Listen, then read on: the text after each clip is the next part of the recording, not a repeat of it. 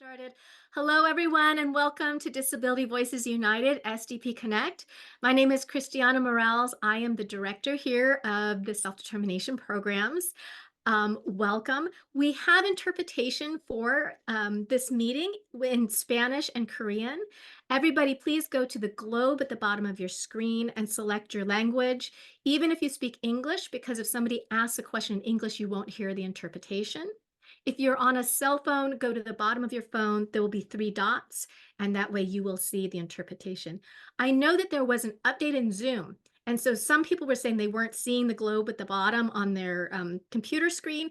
If you're not seeing it, go to the More button, and then you will see it pop up. So welcome, everyone. We have a few announcements, and then we have a very busy schedule today because we are going to introduce you to 3 financial management services. So yay, we are always happy to have financial management services coming into the program. And so to begin with, our first announcement is from our very own DBU, Gilda Garone. Go ahead. Hello, everyone. Welcome. I'm so glad to be here. I'm Gilda Giron. For those who don't know me, I'm the Director of Outreach and Leadership Training here at Disability Voices United. And I wanted to announce it here. Hopefully we can get some applications from some folks here at the SDP Connect, but we're expanding our ambassador program at Disability Voices United and expanding it to 5 regional centers. And sorry, my audio is, I'm hearing my echo, so it's kind of distracting me. Can you, I don't know if Judy, if you can take over really quick. Sure. Hi, everybody. This is Judy Marc, president of DVU. It is very exciting what Gilda is announcing is that we are expanding our ambassadors program to 5 new regional centers, or 5, they're not new regional centers, but 5 new regional centers for us to work with. And I'm hoping that Gilda can put the information in the chat on how you can apply. To become an ambassador, you must be a person served by a regional center or a family member. It is not open for professionals. Although we love your support, it really is for people served and their family members. And what the ambassador does is they are able to help us build relationships with regional centers, particularly the executive staff. They're able to help us listen to the communities that the regional center serves and hear about any exciting opportunities or concerns that come from the regional centers, from those communities. So I hope that you'll apply, and I hope that either Gilda or someone will get the link for the application into the chat and the specific names of the 5 regional centers. I hope that helped, Christiana. Thank you. Our next announcement is from Carmine Manicone from Lanterman Regional Center. Oh, there you are, Carmine. Hi, Christiana. Thanks you so much for inviting me to join this meeting this evening. I'm here tonight to talk to all of you about a self-determination program resource fair that Lanterman and their local self-determination local advisory committee is sponsoring. We've got a little time, but I want you all to know about it and spread the information. It's Sunday, September 29th from 10 a.m. to 2 p.m. It's at a wonderful place called the Friendship Auditorium. I don't know if any of you have ever been there. It's a nice size space. It's accessible. It's just south of the entrance to Griffith Park off of Riverside Drive.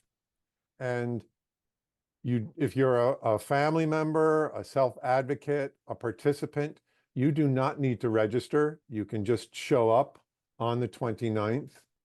If you are an independent facilitator, if you're an FMS agency, a provider, and you're interested in joining us, there is a link on the bottom of the flyer. And if it's okay with you, Christiana, I will drop flyers in English, Spanish, Korean, and both Western and Eastern Armenian in the chat so people have access to those flyers. You can share those flyers. Christiana, you mentioned that there's some new FMS agencies. That's wonderful. I would encourage those FMS agencies to complete that link so we could welcome you to the resource fair. So again, it's Sunday, September 29th from 10 a.m. to 2 p.m. at Friendship Auditorium. And we'd love you to spread the word and love to see you there at the resource fair. Thank you so much. And please, yes, feel free to put them in the chat. Great. I will do that. Awesome. Thank you. Thank you so much for coming. Thank you. And I know DVU, Christiana, you already completed the registration form, so we'll see you at the fair. We know you'll have a table there. Absolutely. And we're inviting everybody to come visit us there because we love having everybody seeing people in person. So please do We come. really want to spread the word and help inform the Lanterman community about self-determination. Wonderful. Thank you you so much. So our next announcement is that RCEB, the Regional Center of East Bay, has a request for proposal out. So one of the things we have been doing is making sure that everybody knows what the local volunteer advisory committees are looking for services. And so they have a request for proposal out to look for people, individuals who can help support people update spending plans. I'm going to put, look how good my team is. They already have the link in the chat. So if you are an independent facilitator or an organization that can help with spending plans, please go check that out if that's something you would be interested in doing. Our next announcement, we have lots of announcements today, is that if you missed today's meeting with DDS, they had a meeting to talk about the new directives. There are quite a few of them out there right now. We just finished one just a few minutes ago. There's another one coming up this Saturday, July 27th from 9:30 a.m. to 10:30 a.m. It's in Spanish with English interpretation. And we will put the link to that in the chat as well if you're interested in attending that. And then our last announcement, Judy Marc is going to talk about some new news.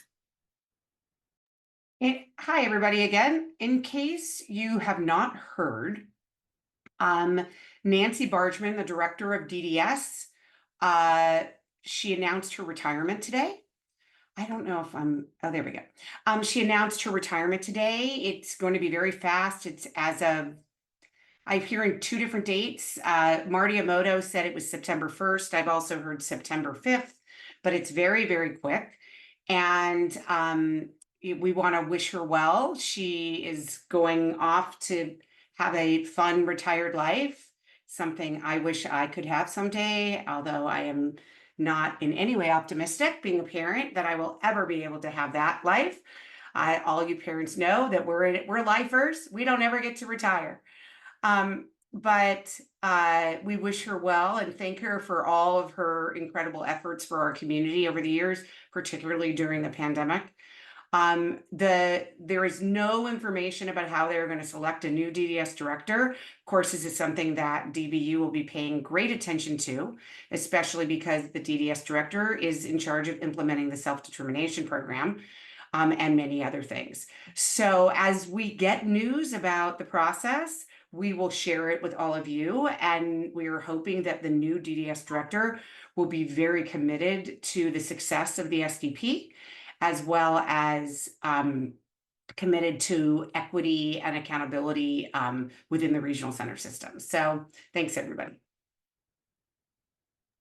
So with all the announcements finished, it is my great pleasure to introduce our 3 presenters today.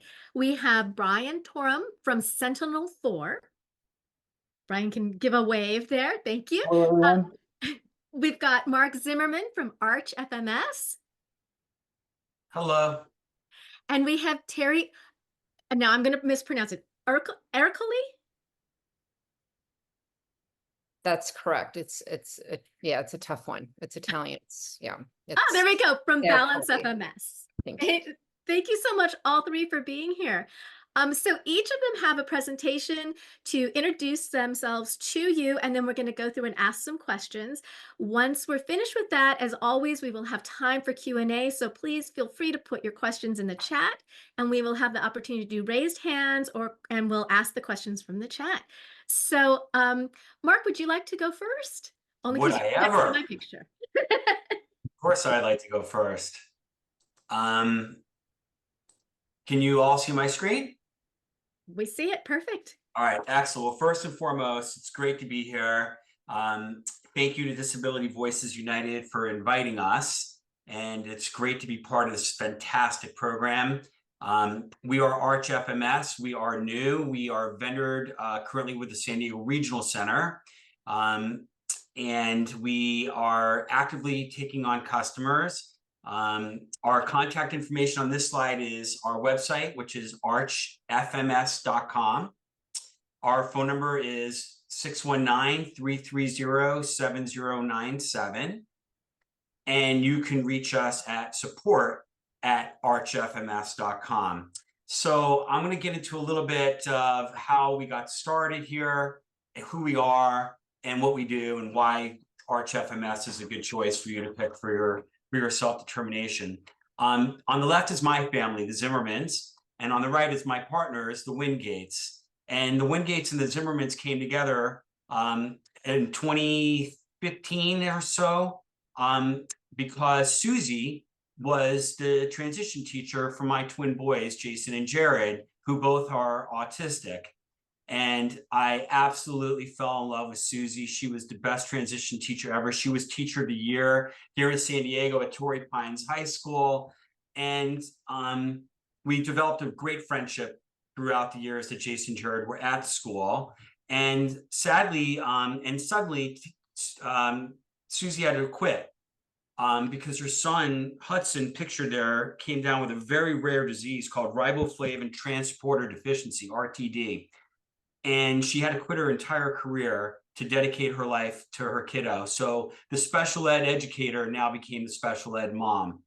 And throughout the years after taking care of Hudson, we both came together when Jason and Jared graduated high school, and we're trying to figure out how we could partner together. We are such a passion for this community, and we were thinking about all different ideas. And then we got involved with the idea of starting an FMS. Susie has had the pleasure and an amazing independent facilitator here in San Diego for the last several years. And she is now spending all her time working with Arch. So we're a family. My boys are in self-determination. Their start date's 9/1. Couldn't be more excited to get them involved with this. And we are both, the families are, our whole idea around Arch is to create a culture of family. We are involved with the program. We are involved with special ed. And we are just so honored and pleased to be part of this amazing community here in San Diego, and as we grow throughout the other 20 regional centers. So what we offer is all three models, and we offer bill payer, co-employer. You can see our burden rate for co-employer is 19.86%, and our burden rate for sole employer is 14.27%. We are not making any profit off of the burden in any way possible. It's a break even for us. And that's important to know because others may or may not be doing that, but we do not. I made a little asterisk there just so you could see that on sole employer, the workman's comp is not included in our burden. However, for those who may or may not know that, you can make workman's comp a line item in your budget, as well as any general liability insurance can be a line item. So these are the models that we're offering. And we currently have about 22 customers that we started July 1st. And they're a variety. We haven't done any sole employer yet, but we're looking forward to that. But we have a nice variety between bill payer and co-employer. So why Arch FMS? Well, there's no waiting lists. We do not have a budget limit. We have proven experience in business. I come from the financial background as well as the software. I created a program called the Social Express, which many of you out there with kiddos that need social and pragmatic learning may have used at schools. We're in over 800 school districts in 60 countries, and that was my baby. We are all about making payments on time to our employees, to our vendors. It's very important that everyone gets paid, and so the program has success to it. We send out monthly statements on the first of the month, which will show up in your portal. We have an Arch portal where you also have real-time budget management, and you can see what's going on throughout the month in real time. So we're parents, like I mentioned, in self-determination, and we absolutely know this program like the back of our hands. Our values, which is very important when we create this company, is what are our values as a company? And we came up with a rock, and kind of goes with the whole arch and the pillars. And the R is all about relationships. Our first priority is to build relationships with you and your family and your independent facilitator and anyone, service coordinators, anyone that's involved. It's all about relationships. That's why we're all here together. We want to create a culture where it's transparent, open, friendly, and we're available. We are all about organization. This program requires a tremendous amount of organization from an FMS level. And it took a long time, and I'm glad it took us 5 months to get vendored, because we went through so many iterations with the SDRC and really got our processes in tune. And they were big help to us to get that done. So I would say we are about as organized as you can get. We are all about the communication. You know, whether you call us, you email us, you want to come over to our office, you want to have a slice of pizza, come on down. We're here. We want to communicate with you. We want to make sure that that door is open. And as I mentioned, our knowledge base around this program, around special ed, is immense and deep. So the rock and the K also stands for kick ass, but I'm not sure I'm allowed to say that. But I did. So that was Susie's idea. So that's our values. Regional centers were approved with San Diego. We just got approved with Valley Mountain. We are going to be approved soon with Lanterman, because we have a new customer there that's coming on board on I think October 1st. So our goal is by the end of October to get all 20, the remaining 19 now, onboarded with us and courtesy vendored. And that's a fun process for those of us in the FMS world, working with the individual regional centers to get that done. So we are absolutely optimistic about having full access to all regional centers, certainly by the end of the year and hopefully by the end of October. And that's it. I want to keep it short and sweet. I know I've got my other FMSs that need time to present themselves. But again, I want to thank Disabilities Voice United for all that they do. And I'm really hoping I can hear, from any of you that need any support or any help. Thank you so much. Awesome. Thank you so much, Mark. And we have a few questions, but we're going to do them all at the end, if that's okay with the people who put them in the chat. We did share the slides. And so now we will go to Teri. Are you ready to go? Hold on one second. I'm sharing. Oh, yeah, perfect. Let me get this so I'm doing it correctly. Here we go. There we go. Okay, here we go. She's managing the slides here. Okay, so Balance FMS, we are very, very new. We just started in July 1st of this year as well. My name is Teri Ercoli. I'm the managing director. You can go ahead and switch to the next slide. Thank you very much. Okay, so here it says it's a boutique agency. The reason why I say that is we're small. We plan to build at a very slow, small rate, because we pride ourselves in effective communication, being accessible, doing a complete job of really understanding the needs of the people that call in, that need support. And I mean, I've been in the mental health field for 15 years and also managing the financial doings of a restaurant group that my family and I have. And this is kind of like the marriage of both my therapeutic need to be of support, and then also financial acuity to help support people actualize their budgets. So what I noticed through the years of working with families through the that were in the SDP program, so many people would have these approved budgets, but no FMSs were available. So they'd be on these crazy long wait lists. So I saw a need, and I'm really excited about it. And go ahead and go to the next one. And so we offer 3 models. bill payer, co-employer, and sole employer. You can go ahead and go to the next one if you want to. Currently, similar to the last presentation, we try to be as on point with our burden. And so right now we have the co-employer model at 19.55%. And as well, you also have to get your own workman's comp insurance if you choose the sole employer model. I think, let me see, and then let's see here. Right now, we just are offering budgets up to $120,000 for now. That's what we can accommodate. Go ahead and go to the next one. We're currently vendored with Westside Regional Center and Red Coast Regional Center. We're in the process with a few others, as you can see. And hopefully my goal is to have just half of the regional centers by the end of the year is our reasonable goal. But in order to get the process started, you could check out our website, balancefms.com, fill out an intake form, or you can give me a call. My email is the next page. You'll see the info at balancefms.com. And again, we're very accessible and communicative.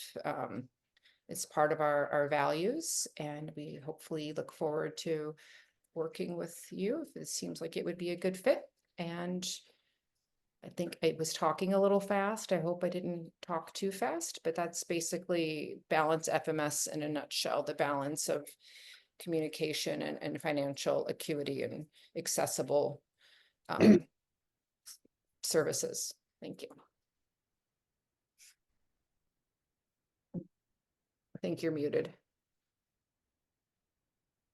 And thank you for working the slides, and again, for having me here to introduce Balance FMS to everybody. Really appreciate it. Very happy to have you. And, I'm trying to do two things at once and left myself muted. So, well, so thank you so much. And our third presenter is, who did we do already? We've done You need Brian Torum. We have not done Sentinel yet. Go ahead, Brian. All right, let me share my screen here and go into slide mode. All right, everybody see that?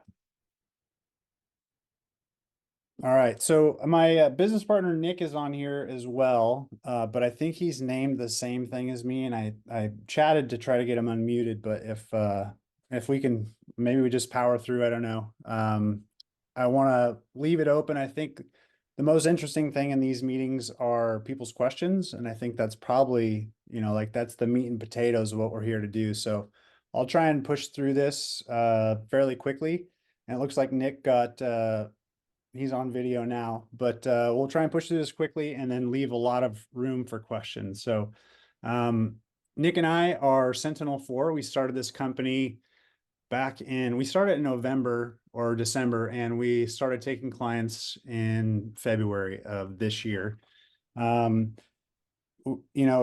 terms of what we're going to present in the slide, a lot of what we'll present is kind of how we do things. So the way that we do things, we're not different from any other FMS in the sense that we do bill payer, co-employer, sole employer. But I think some of the processes that we have worked out to make spending plans work for participants is a little bit unique. And so I'll spend most of my time probably talking about that sort of stuff.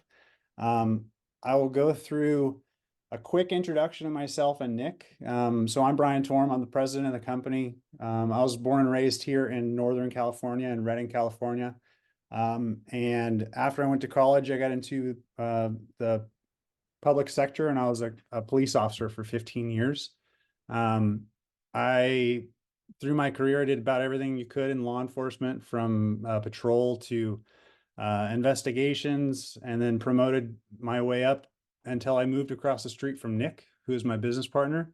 And we had about a 2-year interview process with each other to try to figure out, we were fast friends, but Nick kept trying to get me to leave the police force to go into business. And eventually he convinced me to do that. So Nick and I got into business together, doing some other type of work in different industries, mostly logistics.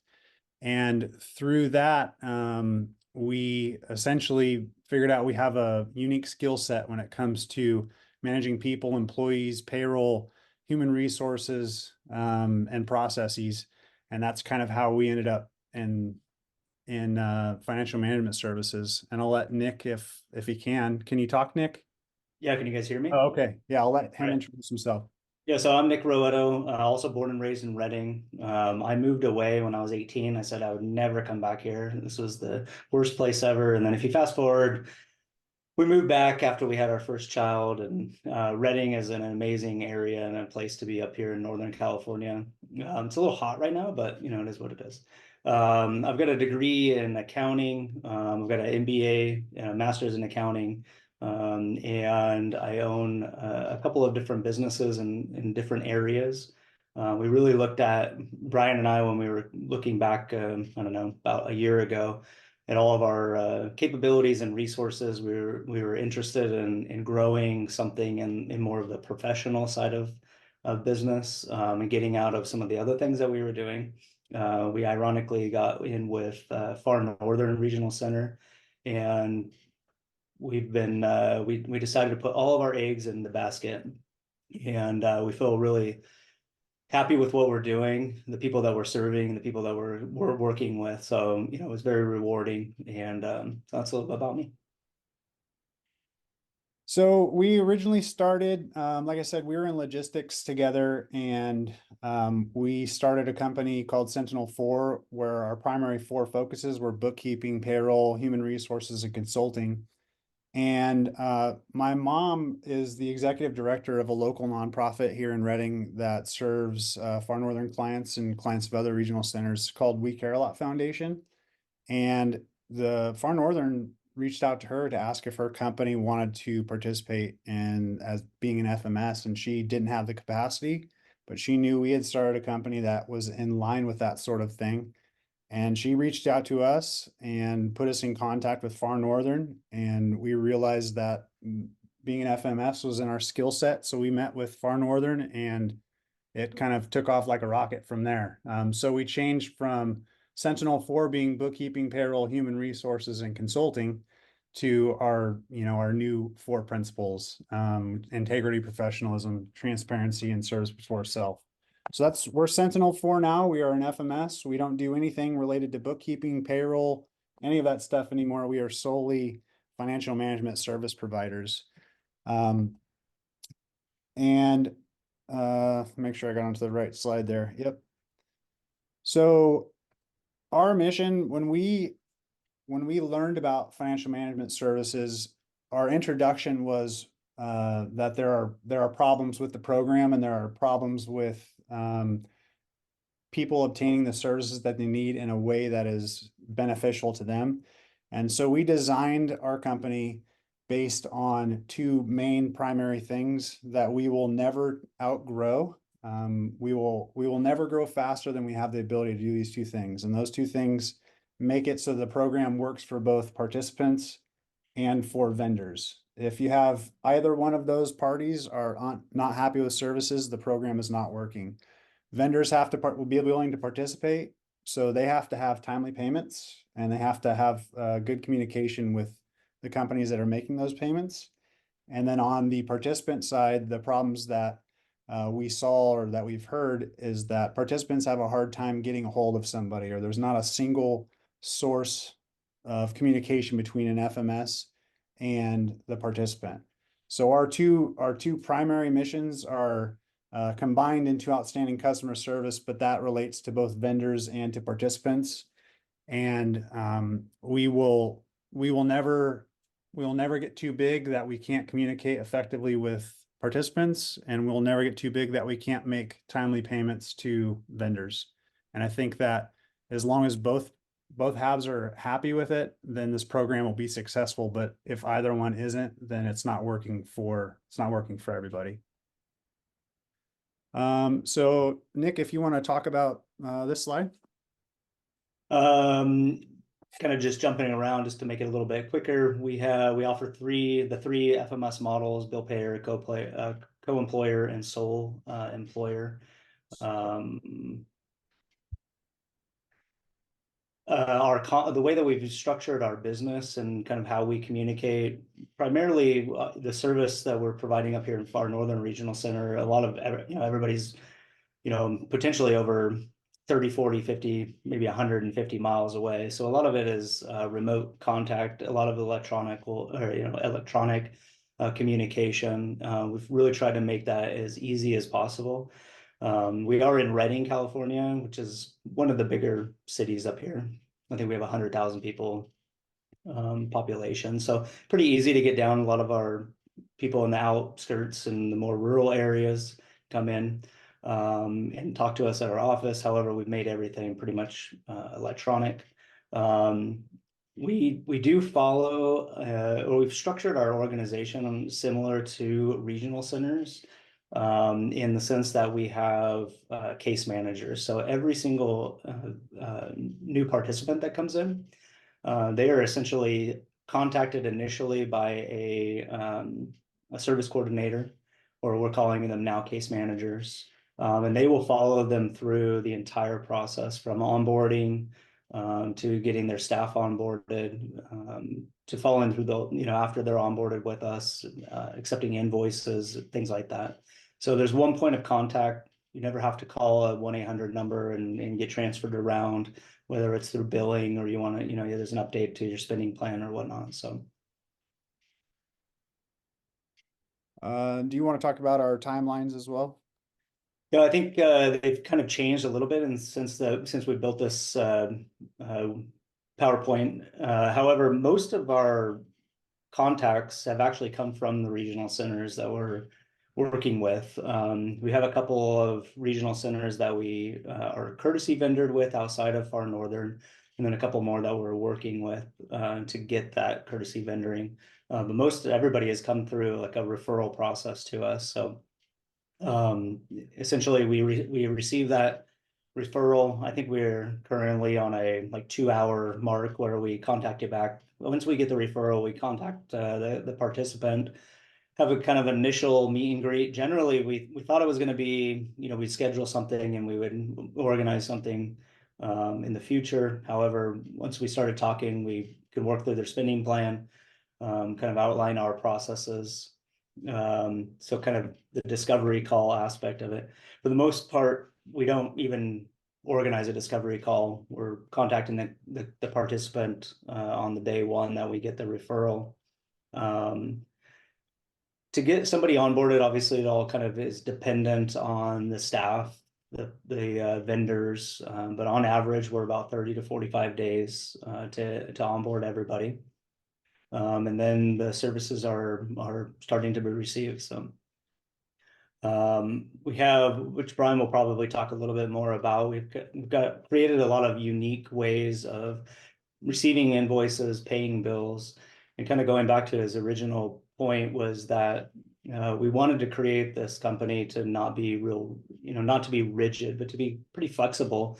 We know we can't expect the YMCA to fill out our invoice process. We've got to be a little bit more flexible with these larger corporations, but at the same time, a lot of these mom and pop locations that are service providers, let's say like an equestrian therapy or a music therapy, maybe they're not sophisticated enough to have that an invoice. We're working with them to help develop that. Brian will probably talk a little bit more about that. So yeah, so a couple of things that we set out to build an internal structure or processes within Sentinel for that would make our processes more efficient as we grow. When we had our first 25 clients, it's pretty easy to manage, but as you can imagine, once you start growing, the number of tasks you have on a daily basis grows and people get busy. And for us to maintain the 2 levels of service we talked about with vendors and with participants, we decided that technology was going to be our best way to combat becoming hard to get a hold of and slow to make payments. So as part of that, some of the technology that we have. We utilize a program called Access Care. It's our participant information portal. It's what we use for all of our employees. So anybody that's staff for participants, they access their accounts through Access Care. It's how they log on to their, it's sort of how they keep time. Access Care allows us to approve timesheets at the time that services are delivered. So a employee or staff member will clock on and clock off using a mobile application when they provide that service. And then at the end of their shift, the participant or the representative approves that time card then and there. So we never have to go back and get anything approved before payroll. Our accounts payable system is HIPAA compliant. We use everything through a portal system for all of our participants. When we receive an invoice, our process is kind of up to the participant in the sense that some participants don't want to see invoices to approve them before they send them to us. They want us to be responsible for that. So most of our participants ask that vendors send invoices directly to us, and then we send them out to participants for approval, versus the other method of going from vendor to participant for approval, then to us. We feel that, and our participants seem to agree that if it comes to us, we know that we have it, so we can start processing it, and then we're responsible for making sure that approval happens. So kind of a unique way for us to do it.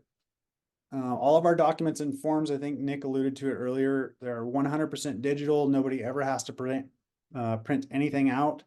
All of our documents for onboarding, both vendors, participants, any purchase requests, timesheets, mileage reimbursements, everything is 100% digital. It can be done from a tablet, a smartphone, a computer. So no one ever has to print anything, scan it, or email it. It automatically will be processed through those applications and sent right back to us. One thing that we found in a lot of spending plans, and other FMSs can attest to this, is that there are some things that are very difficult in some ways to pay for. Not only because of the company that you're dealing with, but also with the back-end accounting that we have to complete on our side. So some of the things that we have done to make that more efficient for us is we've developed corporate accounts for a number of vendors. Uber is a really good example. About 50%, maybe 40% of all of our participants have Uber or Lyft as one of their spending plan items. And it's pretty essential, I would say, to have access to that. And there are some FMSs who just won't utilize Uber, or they won't have a method to, or an easy method to utilize Uber. So we created a corporate account with Uber. We utilize a voucher program.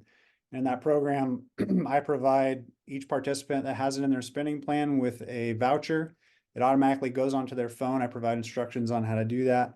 And they can just call for a ride and utilize Uber whenever they want. They don't have to ask for gift cards or, like a re-upping of their funds with an Uber. They just have a voucher program, and we take care of everything on the back end. And that's just one example of corporate accounts that we've set up so that we make it easier for participants to efficiently access the services that are on their spending plans. We also utilize something called virtual cards. A number of payments, and again, FMSs can attest this, that sometimes there are certain accounts that are hard to pay for. A good example would be an internet bill. An internet bill that comes in on a monthly basis. An FMS doesn't want to have to access a participant's account to set up any type of payment or an auto pay, especially with the FMS's bank account. So we issue virtual cards for maybe 50% of all the purchases that we do. What a virtual card is it's just like a credit card or a debit card. We can issue an infinite number of them. And for every participant that we have, and each account that they have, we issue a virtual card so that that participant can utilize the card for payments. So we use virtual cards for gym memberships, internet, cell phone, anything that has a monthly membership, or anything that is difficult to set up where like say we need an invoice first, or we're supposed to issue a check, but a vendor is not that flexible or can't accept a check or can't wait. Most of the time we'll just give a virtual card to the participant and they can utilize that card to pay for the service in a way and manner that's both beneficial to them and to the vendor. Additionally, our reporting system. So within that portal that we spoke about earlier, the HIPAA compliant invoice portal, we also use that to communicate with participants. They will get an email anytime anything is uploaded to it. So that includes things like their monthly budget reports. Anytime that we receive an invoice that we need them to authorize, any new documents we might have, or when we onboard a new vendor for them, we put all that stuff into their participant portal, and they'll get reports either via email or through their access to that portal when anything changes within it. So it's a combination of a lot of things that make the program more flexible for the participant, and then also make it easy for them to work with vendors, so that there's not this huge go between where they need to contact us, then we need to contact the vendor, then we need to find out a way to make this, like make it work for everybody. We try to set it up so that we can just give a virtual card to somebody or set them up with a voucher program, and it makes the program, I think, work really well for participants and vendors alike. So Nick, do you want to take this one? Can I jump in? I want to say we're getting a little crunch on time. Yep. And I want to make sure you guys hit on your employment burden rate and your if you have a cap on. So I'll just address those two things. So we do not have a cap. We haven't limited any budgets of any type or the number of vendors that are required. And then Brian can touch on the employee burden. Our employer burden for a co-employer, and I don't have a slide for it, but our co-employer burden is 16.15%, and our sole employer employer burden is 11.45%. And on the sole employer, do they have to get their own workers' comp? Yes, we can help facilitate that through our broker. But yeah, it just becomes it becomes part of their spending plan, obviously. Wonderful. Well, we have so many questions, and Jordan already has his hand up, so I know we've got some people itching to ask questions. Their contact info is up on now, and you'll also be able to get all three of their slides in the chat. So we are going to open up for questions. Please raise your hand if you would like to ask the question in person, or you can put your question in chat. We have been tracking all the ones in chat. So the first one I have is actually for all three of you, from Miriam at 504. Do you have Spanish speaking staff? Teri, go ahead. Yes, we do. It's again a slow, steady rollout, but yes, we're offering Spanish and Italian if anyone speaks Italian or French, but yes, Spanish. Good to know. Marc? At this point, we're English only. We have a Spanish person that we are interviewing right now, Spanish speaking person. But right now, if we did have a client that speaks Spanish, we would ask for the interpreted services from the regional center. So we can work with somebody that speaks another language. We just don't have one on staff for now. Brian? We currently are English only, and as we grow, that's obviously an option that we're looking into. Wonderful. Jordan, go ahead and unmute yourself. There we go. I unmuted myself. Very good. First, I want to thank all the FMSs for being here. Wonderful to see 3 new FMSs, and to commend Mr. Zimmerman for actually stating something that he probably did not learn at Harvard Business School, which is we are going to be making no money. In fact, we'll just be breaking even. It's not a business model that you would write up, hey, my company's only break even. So as a client in the North Los Angeles County Regional Center, I look for the day where one of you or one of the FMSs actually, I can buy, has an IPO out there and I can buy stock into your company and you become financially independent and you actually are really making money, and I can literally buy into it and be more than just a client, but a partner with you by having stock in your company and seeing you and seeing these companies grow and actually make money because you're doing the work that needs to be done, and is getting done, but you see the need and see the problem. And with that, somebody mentioned, and I believe it was the last speaker, about having a card for difficult payments. One of the FMSs, I won't mention their name, allows you to do non-vendorization, where they pay a third party. Obviously, clients like myself can't be paid directly, but you can have a third party. I can have Christina be my payment person, and they'll direct deposit to Christina if I wanted to use her, and then she would give me the money so I can pay my vendors. Do any of you offer non-vendored services to could be my sister, could be my rabbi, my preacher, whoever, offer a non-vendored service? Because one of the biggest difficulties, I'm rambling on here, is getting people on board to be a vendor. They have so many questions, just don't want to be vendored for many reasons. Jordan, I think this Understand is why. a great question. And I think what he might be asking in a different way, do you mind if I reframe it, Jordan? I think he's asking if you will do reimbursement. I think that was the question is if they purchase something, will you do reimbursement? Well, reimbursement's not allowed in self-determination, so that's not possible. Working with vendors, again, it's all about communication.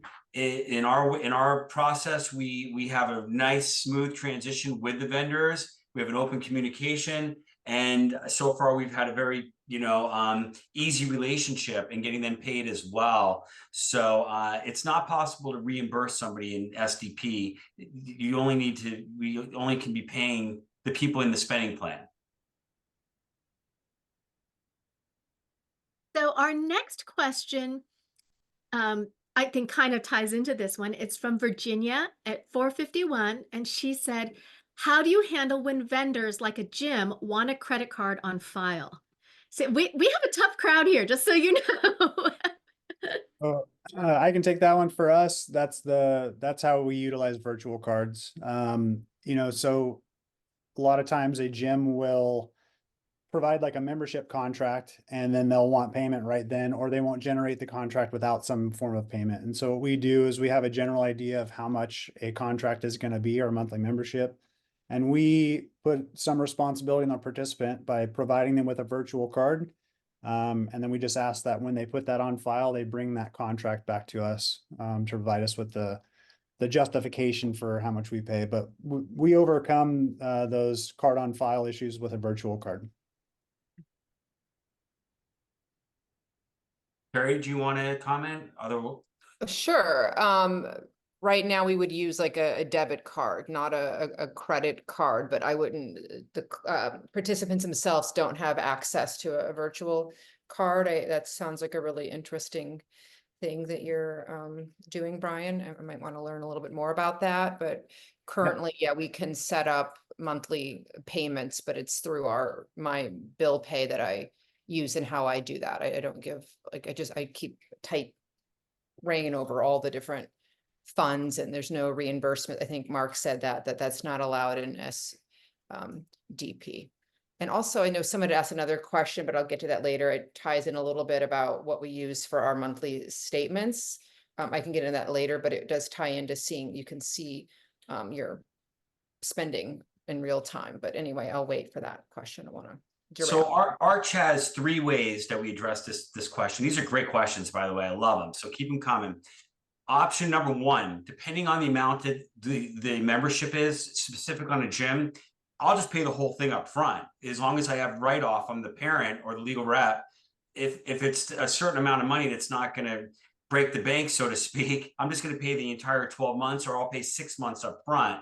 But in many cases, it's easiest just to pay the entire year, as long as I have write-off from the family that are going to use it. And so that's the easiest way to do it. Or I'll do it in 6 months or 3 months increments. But what we do is we have a special in our organization portal that we use internally for credit card payments. So we just know on the month, we'll call we'll get the invoice, or we'll call the company and we'll do it. It really comes down to, if you guys saw the last directive on what someone is considered a community-based service or not.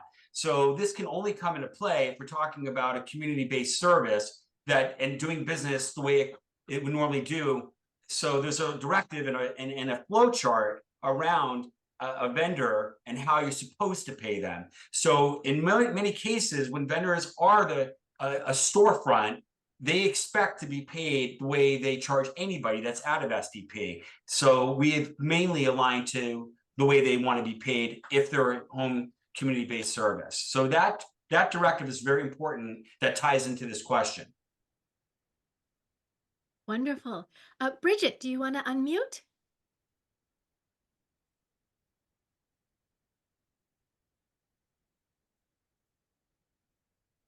Oh, are you able to? She's not unmuting. I'll go. Oh, there you go. Oh, hi. Okay, we're getting close to going active with our SDP. I want us to know, okay, once, we have our vendors that we're working with now for respite, right? Now, when we pick our FMS and we go active, are we going to just deal with those FMS? We're no longer going to deal with the ones with the traditional services. Those are going away, and we're just dealing with FMS, or FMS going to deal with them personally. So if you're working on transitioning right now, you need to be working on getting any services that you want to continue to be ongoing, to get them signed up with your financial management service now, so you don't have a gap in service. So if you have a current respite agency you like working with, you would talk to them and say, would you sign up with my financial management service? Not all of them will. So you want to make sure that they are willing to do that. Oh, but you are not required to stay with any of the vendored services in the traditional system. You can now use the money however you want. Yes, once you're in self-determination, the financial management service is going to be paying for all of the services. Oh, so when they do their application and become the actual provider, we're no longer going to deal with all this. The FMS is basically the whole sandwich, basically. Well, they're not the providers. They're the payers of your providers, and you get to pick who your providers are. So are you working with an independent facilitator? Yeah, I just wanted to make sure that, she asked me, did I understand it? I just want to make sure that I'm understanding clearly, Yes. I'm hearing from, because y'all the pros too. I'm not saying she's not. She's real good at what she's doing. We are this far in the process. I have another one. We're kind of like far back behind, but I just wanted to get clarification that, do those other ones go away? We just have to see if they're going to accept the FMS. Yeah, exactly. And so if you like them, ask them and say you want to continue working with them. So I'm nervous. Don't you got me nervous now. You got this. You got this, Bridget. You've got an IF. You're good. You don't worry, and always come back here if you have questions. So. I will. I always jump in on your meetings. Thank you so much for all this. Thank you, and we love you being here and your questions. We have a question from Nicole, and she asked that she said, "Are you going to discuss who pays for the FMS?" They're a new family, and they are part of Harbor Regional Center. So I'll quickly answer that, which is the Regional Center pays for the financial management service costs. That will be in your spending plan. Determined by how many services that you have will be the rate that they get paid, but that is 100% paid for by the Regional Center, and it does not come out of your budget. You just need to indicate to them which, how many services you have. So you don't have to worry about paying for the FMS piece in this. Sandra, go ahead. Hi. For all of the FMSs that presented today, so we're learning that there's a trend of stopping the co-employer model. And have you all heard about that? And where do you stand on that? And is there a plan for that with the services you are offering? What was it? Can you say that? Some of the financial management services are moving away from co-employer and having only sole employer. Oh, I think she's asking if you intend to continue offering co-employer. Arch does for sure. Absolutely. And so does Balance FMS. I think what happened is there was a new directive a few months ago, which is regulating the employer burden. And so when you do the co-employer model, the FMS, the employer of record, is taking all the liability on. So there's more risk on our end when we take on co-employer. So I think that's why you're seeing FMS companies kind of sway away from that to avoid risk. But yeah, we're doing that model. I think anyone else that wants to answer, but that's why. Hopefully that answers your question. Yeah, and along the line, same thing, Sentinel 4, most of our participants are co-employer. And locally, the only one we're aware of is that Main Soul was going away from the co-employer model. I'm not aware of anybody else, but we will take co-employer. So GT announced they're not eliminating their current co-employer, but they aren't taking any new co-employer. And Sequoia was the other one who moved away. Brenda, go ahead.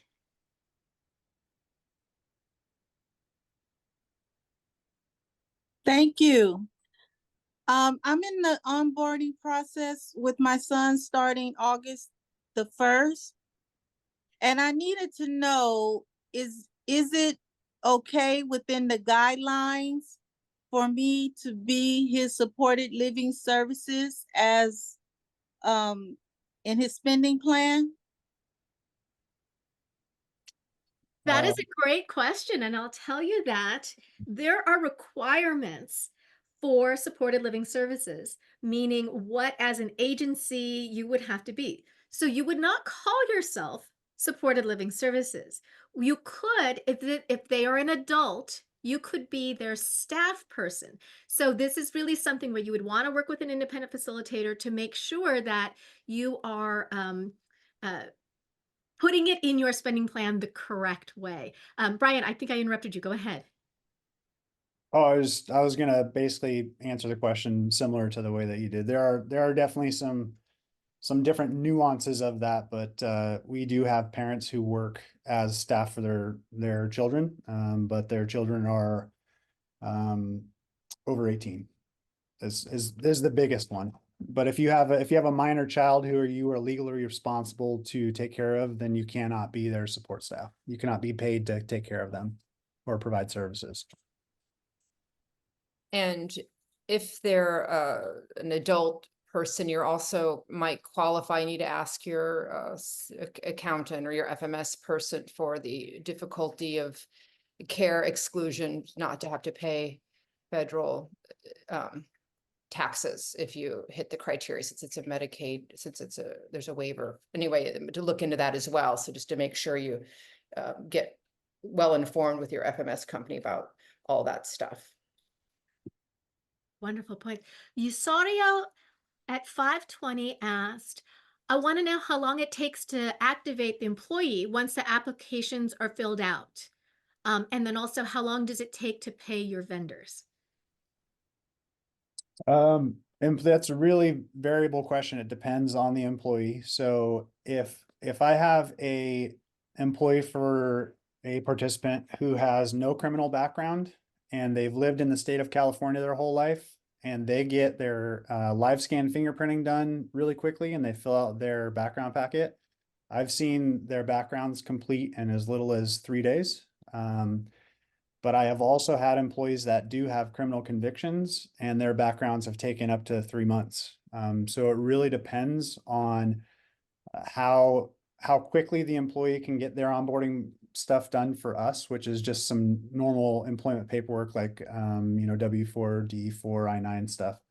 But then also how quickly they can do their background and go get their live scan done. So it varies. But for us, the average of a employee with no criminal history who has done live scan is usually we're getting backgrounds back in about 2 to 3 weeks.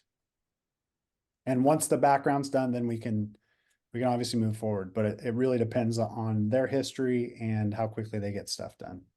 I'm reading these notes too as they're coming in, and just to kind of piggyback on Brian, for our company, the day that we get the paperwork completed by the employee, we submit it to DDS. So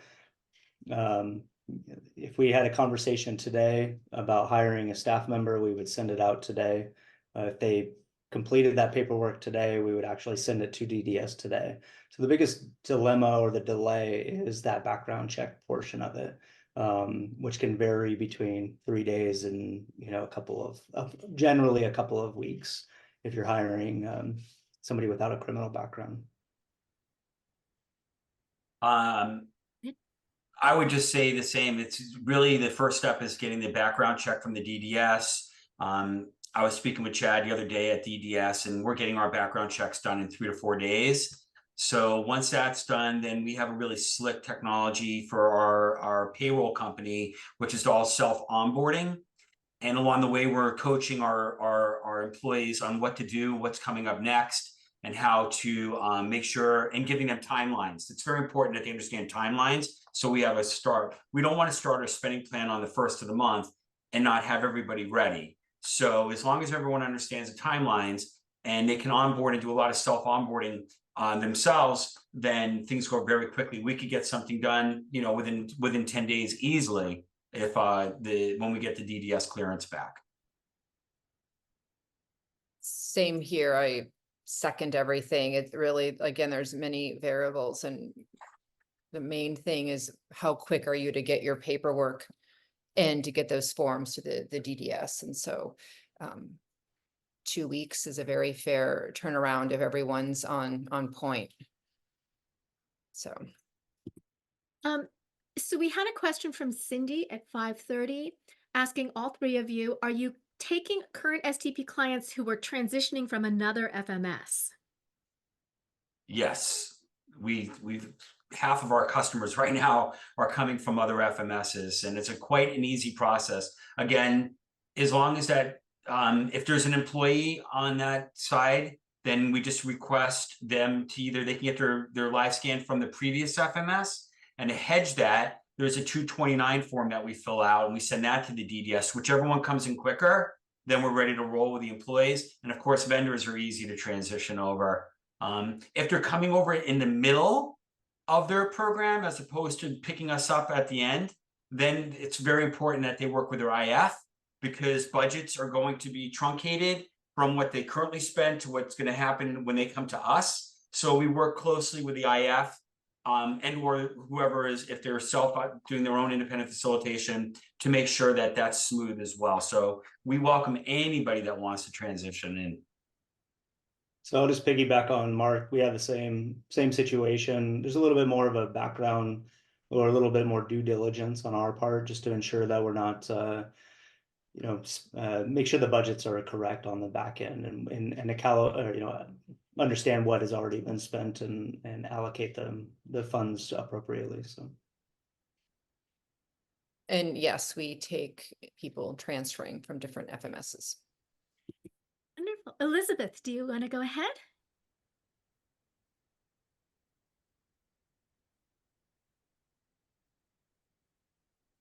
There, sorry, I was having trouble unmuting. Hi, my son is starting, or he just started his 5th year in self-determination, and we're so happy to see more FMSs come on board and give more assistance and really help, because you guys are you're the foundation of this program for us. I have a couple of questions. When someone has an issue, do they call, and are they assigned a rep that can finish or fix the problem? Like, what happens sometimes is there's so many departments and things get dropped and then there's some problems. So that's one. Do you have a rep? Another one is the live-in care exemption and the difficulty of care, just for parents out there. When you work for your adult child, it's similar to IHSS, where there might be a tax exemption or overtime exemption, but not all FMSs have that as like something we can check off. So parents are worried whether they're going to have to do taxes later. So I'll let you do those 2 questions, and then I have 2 more. So I'll jump in real quick. We touched on that a little bit. We've kind of created our company in the sense of how a regional center, most regional centers that we've worked with kind of work with, or how they've operated, is that you have a single point of contact, and that point of contact is your service coordinator. Any issues or problems, you would contact that individual and they'll resolve it for you. We do internally have, the accounting department is handling simply the accounting. But as far as your point of contact, it would be that person.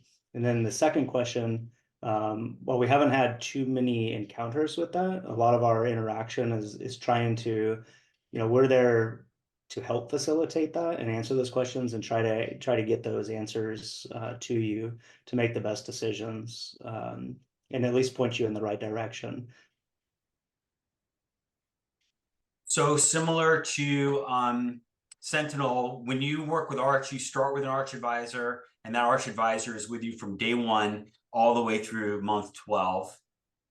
So you're not going through, multiple extensions, multiple people in different states that don't know what's going on here. So yeah, you have an Arch advisor that's with you from the beginning to the end. And same here, you have one point of contact that will be able to assist you with all of your questions and concerns. Very simple, straight, right to the person.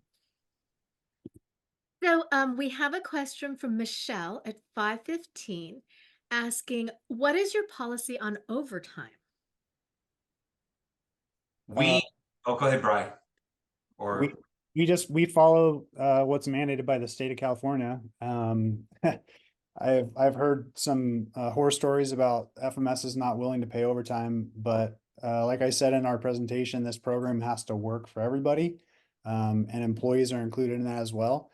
And if a participant is in need of someone to work a length of time that causes overtime, that's well within their right to have that service. And for an FMS to say that they will not pay overtime, one, it's against the law, but two, it's not their money, it's the participants' money. So if you create overtime with your staff, it comes out of your budget, and we have no problem paying that.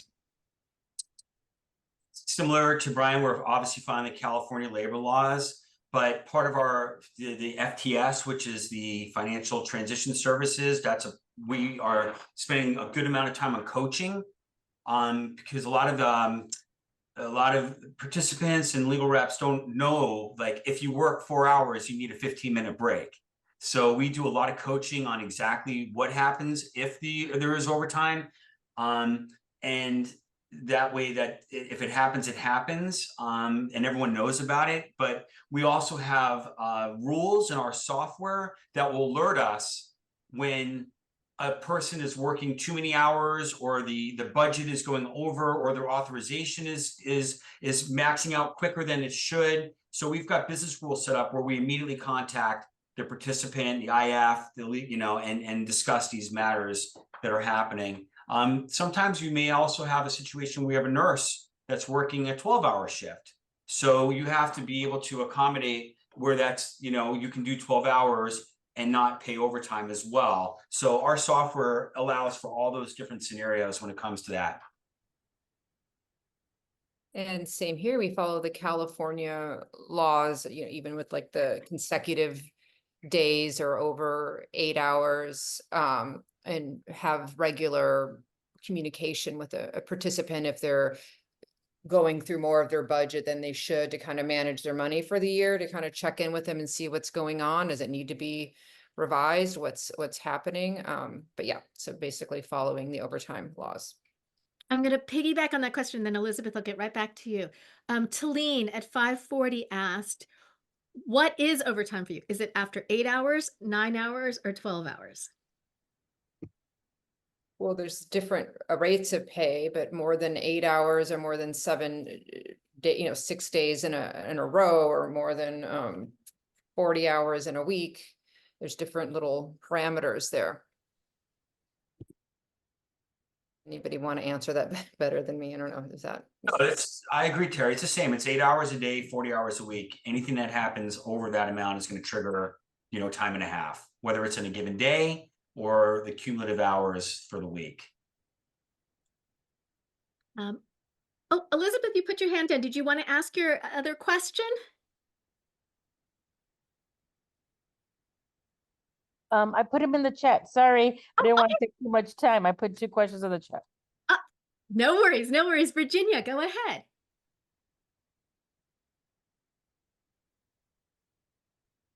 Hi, I was wondering, this is for all the IFs, is if you have 2 vendors that use the same service code, but one of the vendors has maxed out on what's listed on their spending plan, do you require that the participant go back to their regional center to move money back to that vendor that's maxed out, or because that service code still has money left, budget left, are do you just keep paying it because that service code is still not depleted? How do you handle that? That's a great question. Our role is to manage the category, the 331, so when there's individual people that are, let's just say there's $5,000 associated with code 331, we're managing the 331. And if one vendor has used up that service, then we're going to communicate that, where you're at with what's left in that bucket. So just think of that category as a bucket of money. So if one person has spent all the money, then everyone is going to be deficient and no one else is going to be able to use it. But if one vendor is, is done and there's more left in that bucket, then the IF could potentially reach to the participant. We all work together and we'll just shift funds around or just keep paying the other vendors. I'm looking at the bucket of the code, the category. I'm not worried about individual vendors. Same with Sentinel 4. We will initiate a conversation with a service coordinator to see if we can just get it updated on the spending plan. So we like to have things looking clean in our system, but it is just like that. Like Mark said, it's just a bucket of money, and how it gets used is generally laid out in the spending plan. But if the total is 10,000 and it's split evenly, but one uses a little bit more than the other, that's totally fine. Hi, sorry, I was answering someone's individual question. Yes, same here. I mean, some people have it set up where employees might work under more than one service code as well. And just to second what Mark was saying, it is like the pool of money. And obviously, if something needs to go back, it would have to go back to the regional center if there's any major changes that occur. Hopefully that answers your question. So Lulu at 452 asked, what if a prospective SDP participant wants to go with one of your FMSs, but you're not vendored at their regional center? Can they reach out to you? Yes, because then that will get the ball rolling of an out of area person, right? And so, for example, I have a client that's at the North Los Angeles County Regional Center. And so once they identified us, then that starts the courtesy vendorization. Has that been your guys' experience, the other 2 FMSs? I'm just curious. Yeah, it has been difficult. We've reached out to a number of regional centers and provided them with our contact that we're interested in, giving them the models and haven't heard anything back. But as soon as we get a participant who wants to use our services that is at that regional center, it speeds the process up immensely. So if someone's already at, say, Alta and they want to use Sentinel 4, and it just gets the ball rolling. Yeah, all regional centers have autonomy and they do what they want and how they vendor each of us. And as Brian and Teri did say, the quickest way is to have a referral from either a service coordinator or a parent. But we're actively working with as many as possible and being tenacious about getting them to vendor us as well. So it can happen. It just takes time. If you come to Connects at least once during every single Connect, I will say 21 regional centers, 21 different ways of doing things. So I had to say it. Karen, go ahead.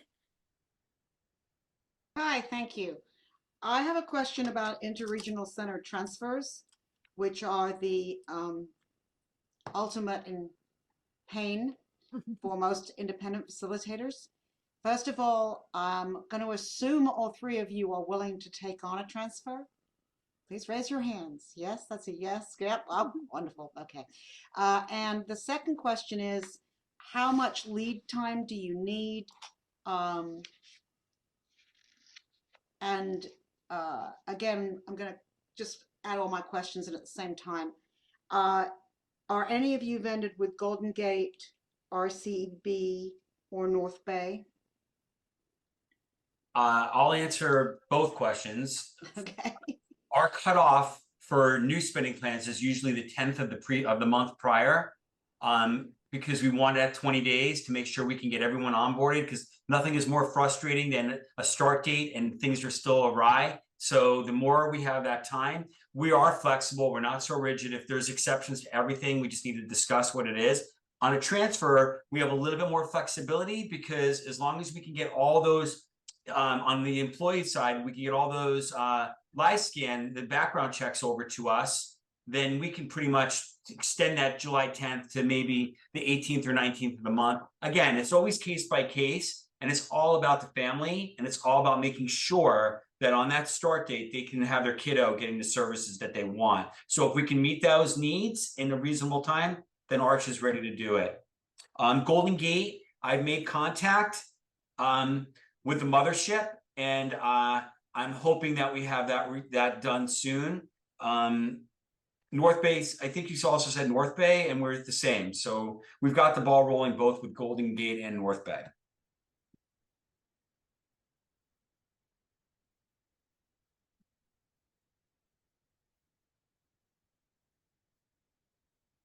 So Vidya at 541 asked, what benefits do you offer to the employees?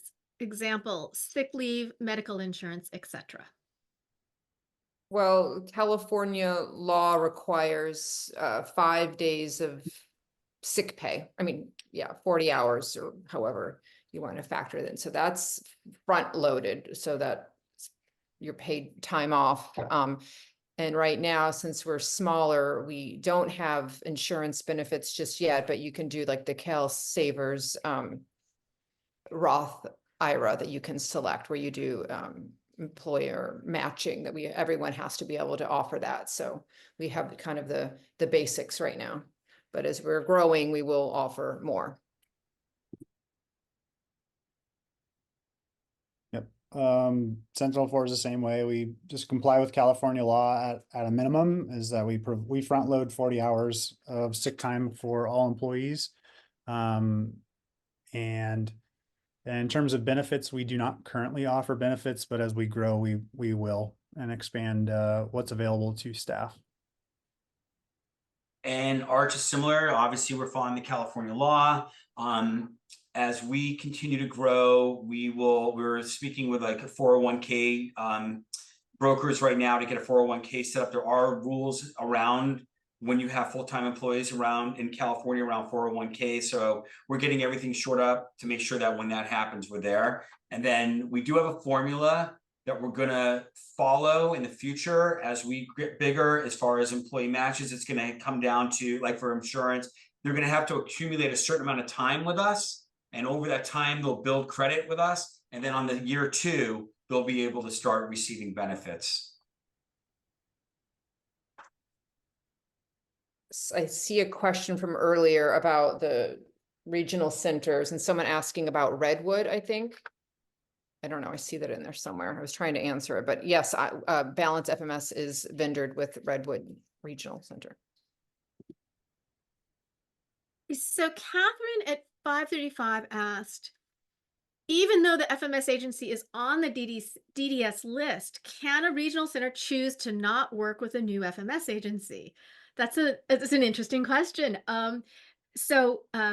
Regional centers will either contract a financial management service if their location is in their catchment area. So wherever that FMS resides is where they do their original contract. And then they would do what's called courtesy with the other 20 regional centers. And the other regional centers are not required to courtesy vendor with anybody, although I will say, while they're very slow at it, I've never heard of a regional center saying, I won't work with a financial management service. So they potentially could, Catherine, but I haven't heard of it being done before. Sandra, go ahead. There it is. So I have a question about direct service providers or hourly employees that wind up working with self-determination participants that are being served by your FMSs. As this program grows, first of all, what are your rules with direct service providers? Let's say two people happen to be roommates that are both being served by your FMS. Could the same direct service provider serve both of those roommates? And how would that work? And is there a plan to maybe have like kind of like a list of, these direct service providers are already onboarded with our FMS to make finding people who are willing to provide that service maybe a little bit easier? Good. That's a really great question. When you have the situation where you have two roommates or siblings, so I remember I have twin boys. But what is required is that they each need to have their own spending plan first and foremost. So they each have to have that. And then the way our world works is that we would do two ways of clocking in if they're working with both at the same time. They would clock in our system, and that would start the punch in and punch out. And then they would use a manual timesheet for the other one as well. So that's our system. We would have one of the individuals being captured through a manual timesheet. Since our software doesn't allow someone to do two people at the same time, I don't think anyone really does. And the other one would be actual, using our technology. As far as the providers, that is something like, I was just on the San Diego Regional Center today, and they had a massive list of providers. And I believe that's the one thing that regional centers are trying to do now, is to provide providers information to the families. Because yes, that is the biggest struggle with this program, is a family finding, qualified people to come and take care of their kiddo. So that's a great question, and also a great thought on how to make that possible. I think from an FMS perspective, we're not part of that big enough picture. We could always share in our world with our participants, anyone coming on, who they're working with. But I think people are very guarded about who they have, and not everyone's willing to share an employee because it's so hard to get one, that this is the kind of situation where I'm not sure we're going to get a lot of that sharing is caring when it comes to an individual that's taking care of a disabled person. Along those lines too, with sharing employees, there are some other considerations on the back end. So if they share employees and are under the co-employer model, but Sentinel 4 is essentially the employer as well. If they work over 40 hours, some is with one person and some is with the other, they're going to make overtime at some point. If they work over 40 hours, who does that overtime belong to, or whose budget does that overtime come from? Because we at Sentinel 4 have to pay them overtime if they go over 40 hours or over 8 hours in a day.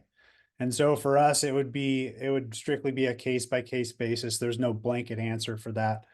So it depends on who the participants are that are being served, what the hours might look like, and what kind of agreement we can all come up with that prevents those kind of complicated issues of who's paying overtime. If one person uses 6 hours and the next person uses 6, the next person gets hit with 4 hours of overtime on top of the 2 regulars. So it's a complicated issue, but it's something that would be dealt with on a case by case basis.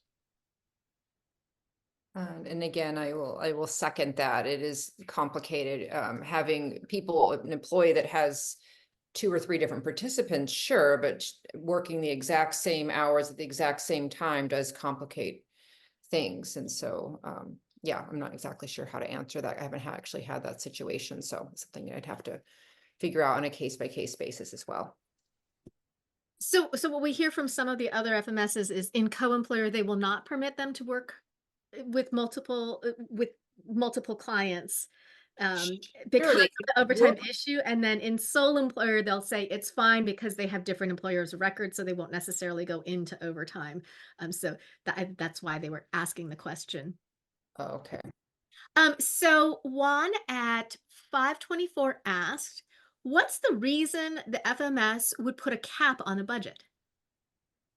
Well, since I'm the only one with the cap, for me, it's a cash flow thing, right? It's a slow growing business. So as it grows, I'll be able to accommodate larger and larger budgets. But right now I have to work within my business model and business plan. So it's maybe a year from now, it'll be no budget limit like the other people here, but that's not where I'm at. But I guess it's really a cash flow thing because we have to have the cash flow to cover before the regional center reimburses for anything. That's why. So smaller agencies probably have smaller budget caps. Yeah, so if you're not familiar with it, the financial management services are actually fronting the money and then they get paid back by the regional center. So that's typically the main reason they have a cap. So Virginia at 523 said, does your spending report also show budget and actual costs? I can answer this because this answers someone's earlier question because I didn't really get into how we do the budgets at Balance FMS. We use Nav Plus software, which is the same software they use with Mainzel. And so you can have access to your portal where you'll see your budget, what's left, how much the employer burden is. Or if you want, you can get a emailed copy of that, but you'll have access to all that information in the portal. I'm not sure I understood the question about actual costs. Like, was it about like employer burden plus how much they're spending in wages versus their own? That's how I took it, but maybe I'm wrong. But yeah, maybe clarify. The budget summary statement required by the directive is going to show monthly what was spent on a category, what the balance is on, and what the total allotment was. So if you had $10,000 for respite service in the month of July and you spent $5,000 on your August 1st statement, you're going to see that you had $10,000, you spent $5,000, and you have $5,000 left. And anything that's a purchase request, you'll just see that in the category. Somebody wants a computer or an iPad or a desk or whatever their needs are, or a stroller. That stuff will all be reflected in the budget summary statement, but against the category itself. So you're always going to want to have your spending plan near you when you get that budget summary statement. And at Arch, we always take the time to go over the budget summary statement with the client so they're not confused when they get it and they know how to read it. So our time is up, and I want to thank all three of you so much for coming out and speaking to everyone. We are going to be talking about some new resources at our next SDP Connect. We have some really fun resources that are coming up. Thank you to our interpreters, and we will see you all next week. Thank you so much.